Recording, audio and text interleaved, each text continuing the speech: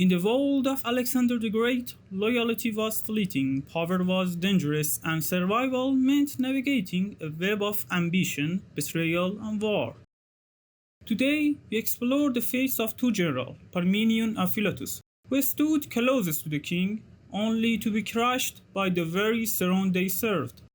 And the story of Mazaeus, a Persian satrap who survived not by fighting Alexander the Great, but by joining him. When Alexander became king in 336 BC, he inherited not just an empire in waiting, but the army and officers of his father, Philip II. Among them stood Parmenion, a battle-hardened general who had fought for Macedonia long before Alexander was even born. He defeated the Illyrians in 356 BC, while Philip was besieging Potidea. His sons Philotas and Nicanor commanded some of the army's most elite units, the Campanian cavalry and the high pass peaks.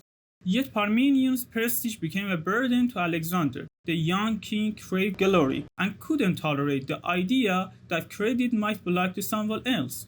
In Egypt, Philotas, his son, boasted that his father was the real mastermind behind Alexander's success.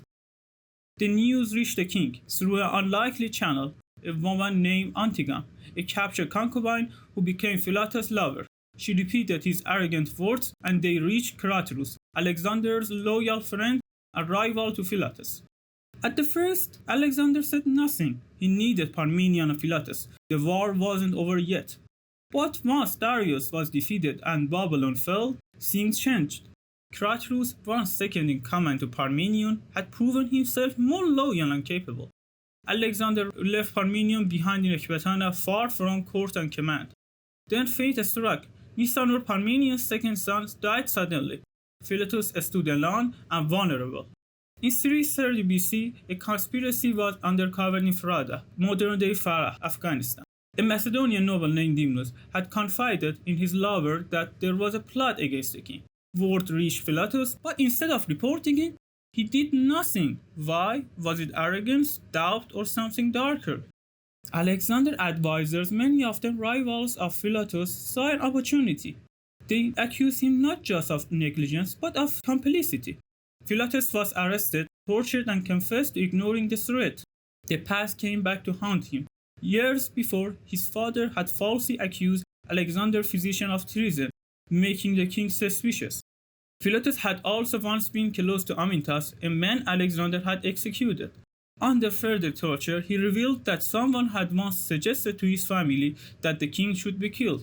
True or not, the damage was done. Philotas was executed, and with the army's silent approval, so was Parmenion, his own father betrayed without a trial. While Alexander's own generals were falling to ambition and paranoia, another figure was taking different paths.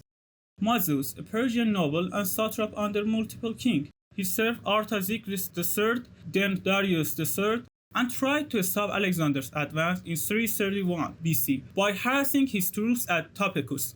But he lacked the forces to truly halt the Macedonian king.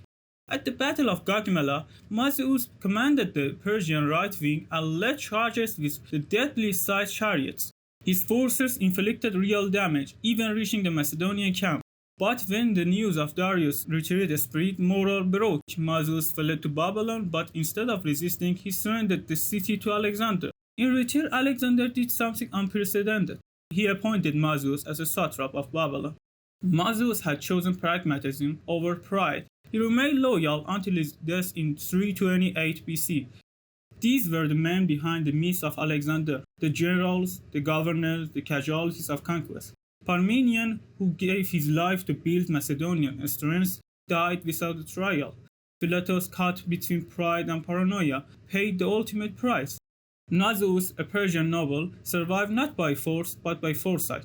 History remembers Alexander as the Great, but in the shadow stood others, just as ambitious, just as brilliant, and just as mortal. This is Pacifist Historian, where we explore history through the people who shaped it and those who crashed beneath it. Like, subscribe, and leave your thoughts in the comments.